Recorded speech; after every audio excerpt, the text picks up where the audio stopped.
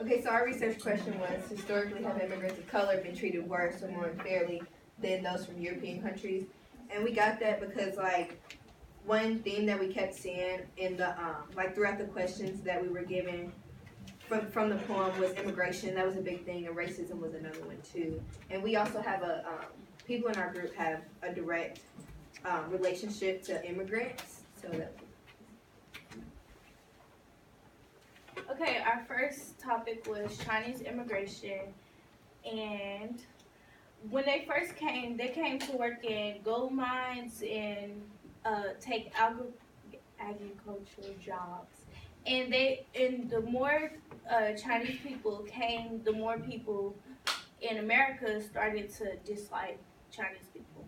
So then, the U.S. government uh, first encouraged Chinese immigrants to come to the United States to work, but when they came, it was racial tension, and white men employers like the Mexicans and the Chinese didn't like the Mexicans and Chinese, and but they were inexpensive workers, and they white workers felt threatened by Chinese immigrants. And despite making 20% of San Francisco's population, they were robbed, and they had a $3 foreign miners tax just made for the Chinese immigrants. And then the Chinese Exclusive Act was a law passed that told there was there was a law made to say that Chinese immigrants were no longer welcomed in the United States. And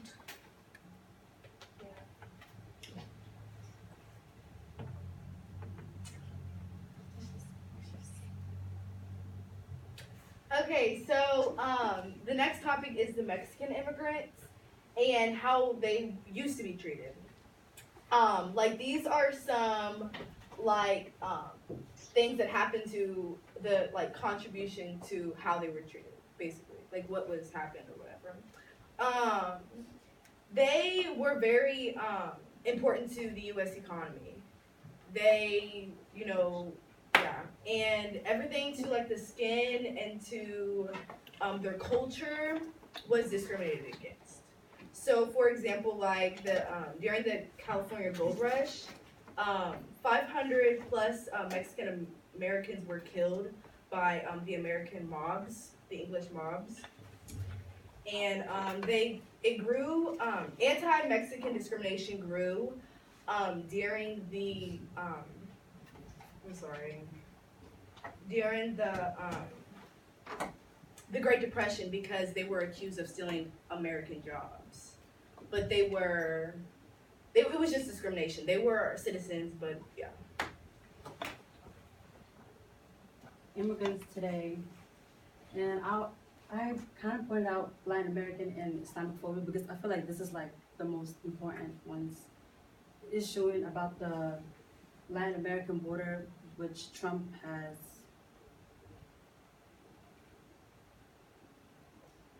Trump's ambition, and he has like a zero tolerance policy, which is towards the Mexican immigrants who are legally to cross the border. And about the Islamophobic, it talks about how Trump like has been in 50 countries, and Islamophobic has basically started because of 9/11. Well, more issues had happened because of 9/11, and more people were. No one like they don't know much about Islam, and since 9/11, more people started seeing Islam as this religion, and that's how I feel like these two are the most important of the way they treat immigrants today. Yeah, and this is the population and how immigrants are treated. Okay, so the next thing is Irish immigrants, which is going to create background for the counter argument.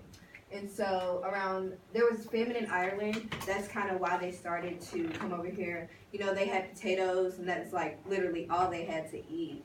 So to escape that, a lot of them started migrating to America, and they came on ships that were used like during the slave trade, and so adults were given about 18 inches of bed space, and children were given about half of that.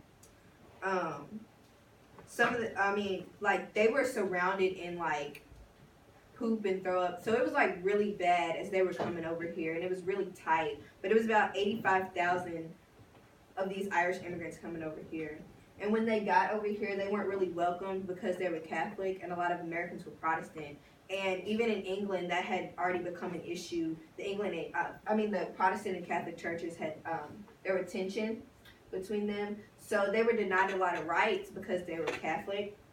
They like couldn't vote, and the Know Nothings, a political party that like hated Catholics, especially Catholic immigrants, started to cause riots and things, especially towards Irish immigrants.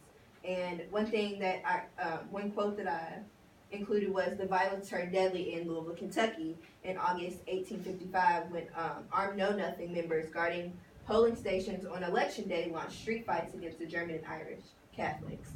And that kind of proves like they were really like upset by the fact that the Irish were here. But as Chinese immigrants and Mexican immigrants started to come over more, Irish immigrants were accepted because they looked like everybody else in America, while the other didn't. And so our conclusion was that, although we are aware that the Irish settlers were treated horribly, they were ironically favored over the Chinese, and were paid a notably more amount for the same jobs because they looked like everybody else. And like I know the quote from earlier Miss Dennis showed us was like they were more towards white people and European people because they was the familiar thing. You know, racism kind of stems from not being familiar, not knowing, and I think that was a big thing that had to do with that. So we said that Europeans have been treated better than non-Europeans. And one of our solutions was to just pass legislation that better protects immigrants from discrimination and mistreatment altogether. Because like immigration is an issue, and it has been since the beginning of our country. But racism is still really prevalent, so that would be one of our bigger obstacles, is that not everybody is open to passing legislation, especially if it isn't aligned with the agenda of the people in power.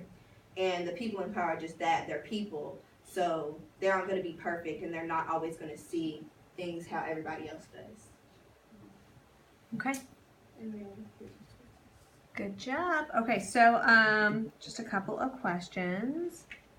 All right, so Katie, which group member brought something that was really important to the table when you were creating your presentation? Okay, well, I honestly think it was 2 people, but the other person isn't here. He actually made some really good contributions to the group, but unfortunately he isn't here and he didn't really do his part. But I have to say Devin then, because the counterclaim, like the counter argument, was really good evidence to support our argument. Okay, good. See, Habiba, what was the biggest obstacle that your group faced? It was, well, at first we had a different question, and it was like, it wasn't like broad, but it was kind of. What was your question? What was your old question? Do you remember? It was, Do people of authority, yeah. are they abuse their power? And that was, Yeah, and it was kind of broad, so we changed it, and Devin came up with something, and it was more helpful. Okay. All right. Good job, everybody.